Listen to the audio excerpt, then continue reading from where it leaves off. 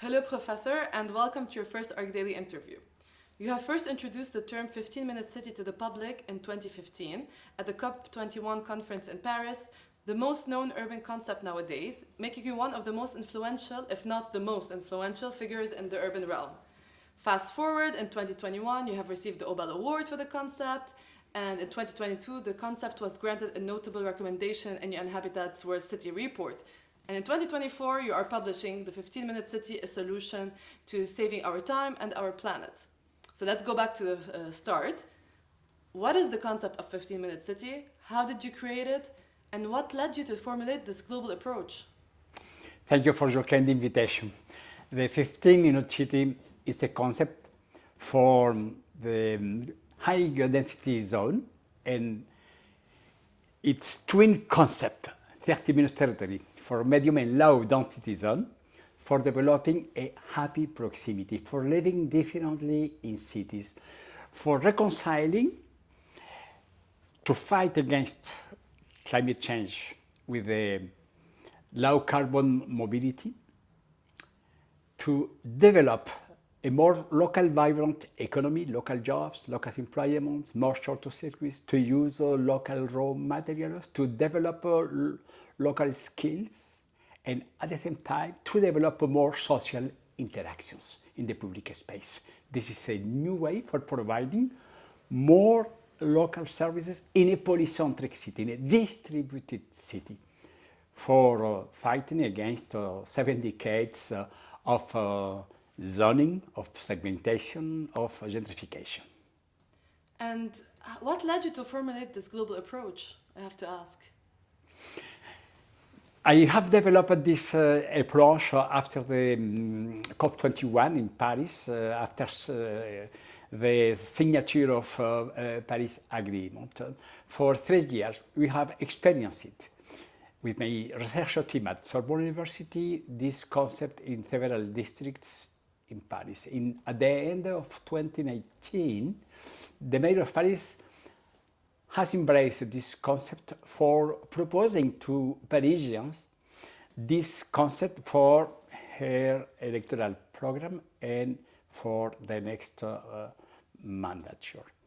Today, this concept offers a global framework, not only in Paris. The very large institutions and worldwide association of mayors have embraced this concept. UN Habitat, C40 Cities, UCLG, and others, for customizing this concept in the different local contexts. This is so important because I have produced with my team a framework. This is a global framework for creating the new roadmaps, the new local urban plan, the new territorial plan, the middle and long-term radical change of our urban or territorial lifestyle. This is not a dox. This is a new capability for transforming our cities and territories in this triple way. In ecology, using walkability and bikeability or public transportation to develop a more vibrant local economy in the times of poverty in cities, and to develop more social inclusion in cities.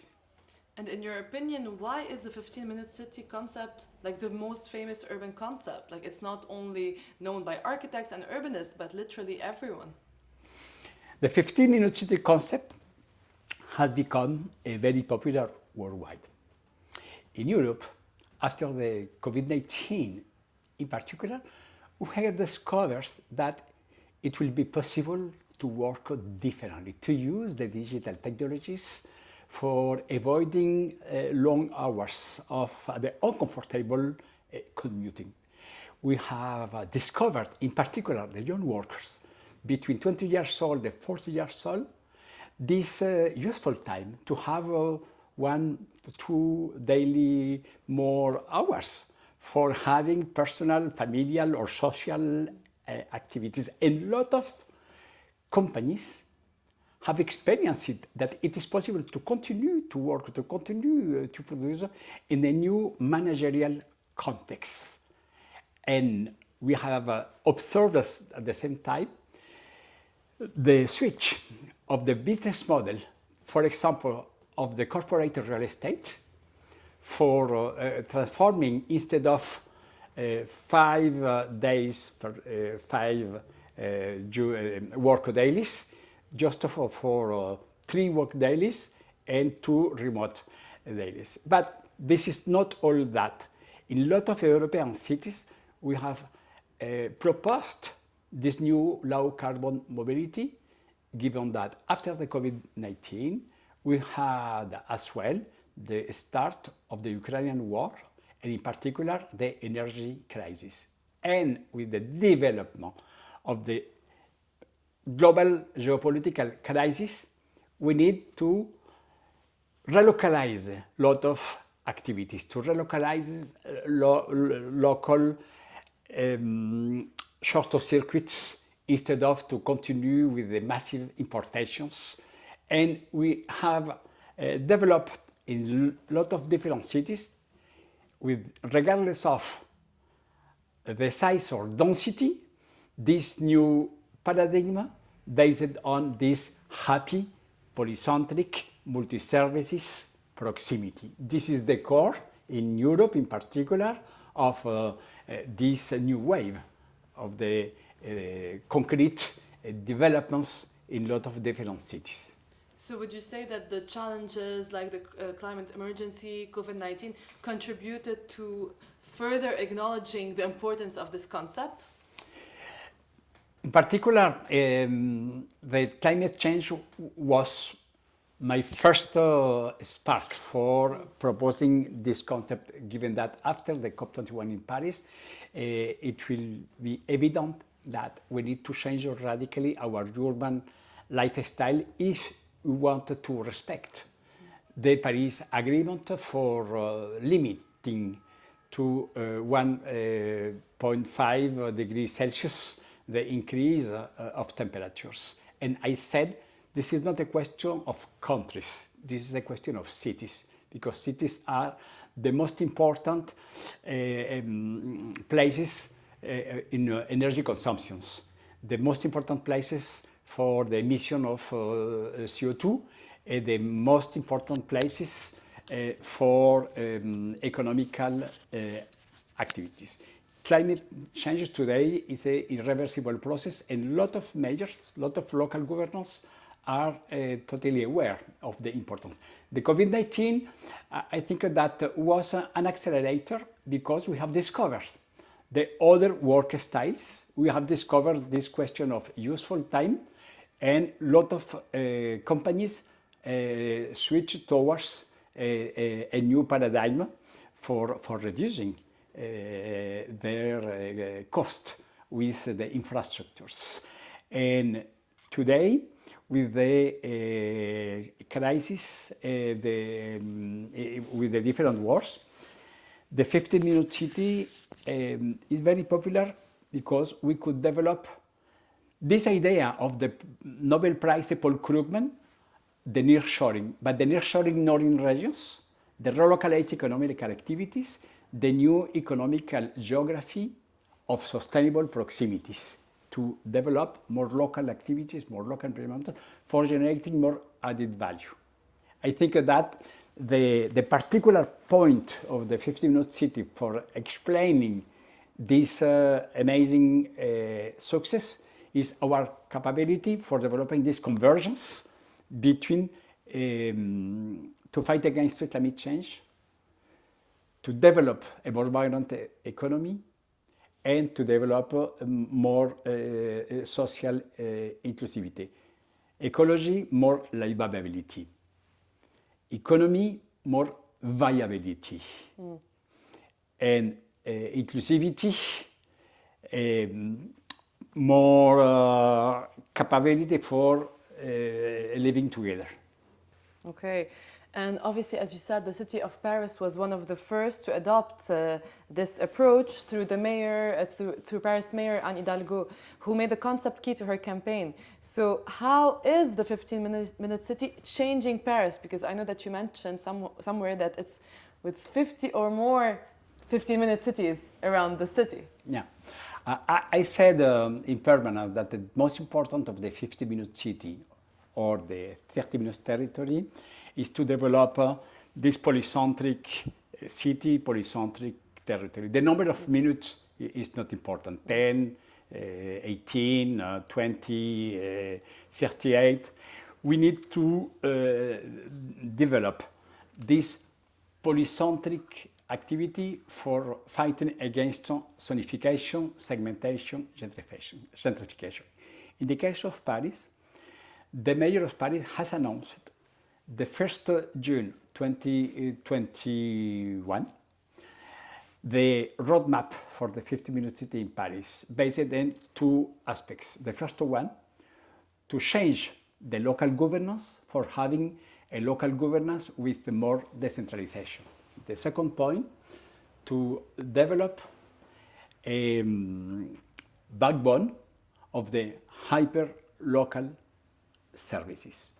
In 1st of December 2021, the mayor of Paris has announced the Pact for a Proximity in Paris, with a package of different transformations. For example, this is not only to offer welcomability and bikeability. In June 2023, the mayor of Paris has signed the agreement for creating la foncière de commerce de Paris, the commercial property of the city of Paris. What this? We need, for the polycentric activities, to develop a more local employment, and for that the local commerce, the local shops are strategic. For having a lot of different districts, artisans, chocolate makers, bakery, bookstore, etc. The commercial property of the city of Paris is today a powerful leverage based on my concept for renting spots, for installing a local commerce with a rent below the price of the speculative real estate market. In this case, we consider that the local commerce is a part of the common good. We have as well a lot of different Parisian medical services. The COVID it was a lesson that we need to deploy more local medical services. At the same time, the mayor of Paris has developed the multipurpose functions for buildings. For a long time, we have in the west of Paris a lot of buildings transformed in the single functions only for offices. The mayor of Paris has developed an intensive and ambitious program for transforming the single functions building in multipurpose functions, and as well to transform the urban policy and social housing for breaking the ghetto of social housing, in particular in the east of Paris, and for developing the social mixity with the west of Paris, the Îlot Saint-Germain, the Clichy-Batignolles district, the Félicité district in the center of Paris, close to Bastille, are the concrete examples that we could transform with more social housing, this social mixity. The target for the mayor of Paris is to reach, at the end of this mandature, 35% of social housing in all Paris, because we have a lot of tremendous differences. In the northeast of Paris, 42% of social housing. In the 7th district, in the west, only 2.2%. This is the concrete proof that Paris, in the west area, has become a gentrified, a segmented area. And for that, we need to rebalance our city and to develop this more social housing. There are several examples of this roadmap. Just for finishing, in May 2023, the mayor has presented to the Paris City Council the new Bioclimate Paris Urban Plan for offering a perspective in the middle and long term based on this global picture for developing proximity, nature, biodiversity, cultural activities, medical services, more local spots for employment, commerce, and the active and low carbon mobilities. The local urban plan is the new roadmap for generating this radical transformation in the next years and maybe in the next decade. So you mentioned, going back to the book, you mentioned a lot of cities in the book. What do you think, what do they bring to the table other than Paris? Yes, of course, in my book I have presented the case of Paris as the first city which has embraced this concept. But I present as well in Europe, for example, Milano, because during the COVID-19, the mayor of Milano, a city strongly impacted by the COVID-19, has embraced this concept, and in May 2020, the mayor has announced the development of this concept. I explained the program Piazza Aperte, the square multipurpose, the development of bikeability, the multipurpose functions in different places. But in Europe, I wanted to share some with this audience. In Scotland, in February 2023, the Scotland Parliament has voted the framework for Scotland 20 minutes territory. This is a big transformation in a big area, the Scottish nation. I explained that in my book. But in other continents, in North America, I explained the example of Cleveland in Ohio, when the mayor, Justin Bibb, has embraced this concept by the distance.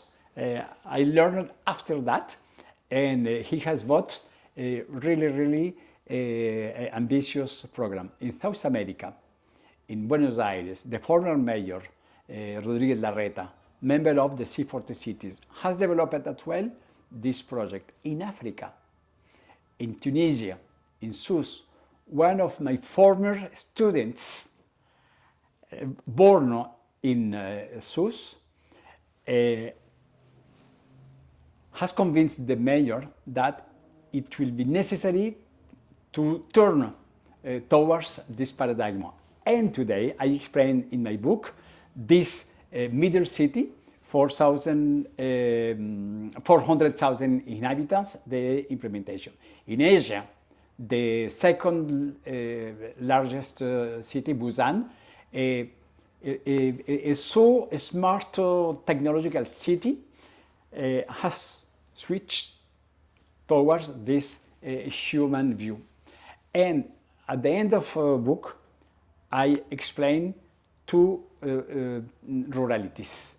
In Poland, the rurality, the small city of Plejowa, 19 kilometers of Poznan, the mayor, Arkadiusz Ptak, has embraced this concept, and I learned 2 years after, and he has implemented an amazing, outstanding 15-minute city territory in his city.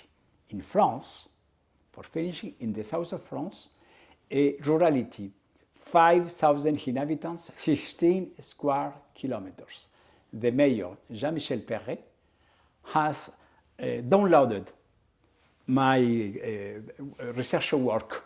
This is the open source, totally open, and he has implemented in his rurality this concept with a really incredible creativity and efficacy. This was the journey for writing this book, and with these different chapters, I want to share with our English readers this incredible journey for going from an abstract concept towards a concrete reality, a concrete transformation.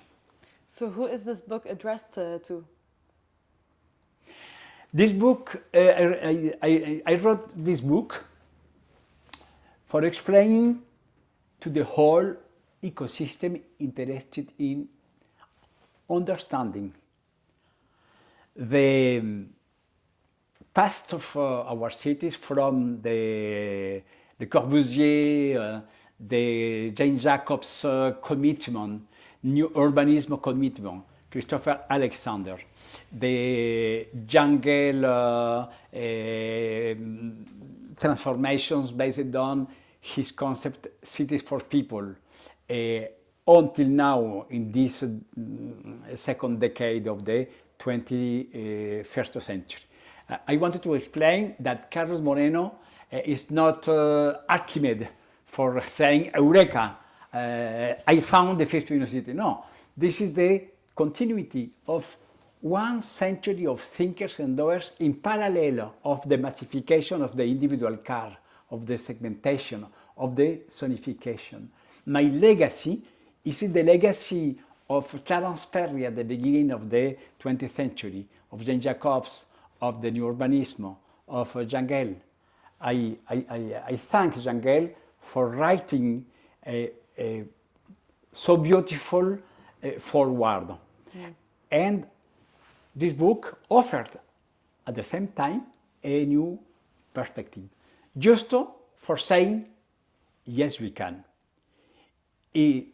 Now, here, in different places, with my commitment, not only myself, but all members, all actors, all stakeholders of this ecosystem for transforming radically our cities and our territories.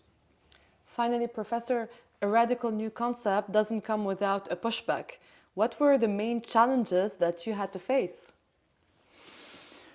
For building this concept, the most relevant challenge for me was to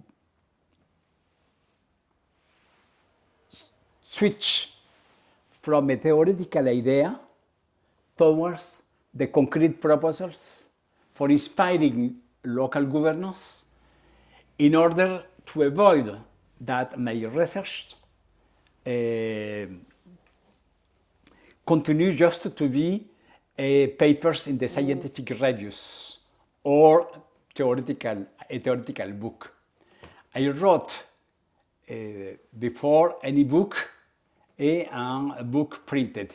In the theoretical point of view, my challenge was to developing this switch from an abstract view, scientific, towards the concrete transformations, and to discuss with the different mayors, local governors, for convincing them that it is really possible to implement this concept for transforming here and now our cities in a new path, in a new trajectory. To avoid to propose a magic wand of the magic dust, because I proposed a journey, a new trajectory, a new path.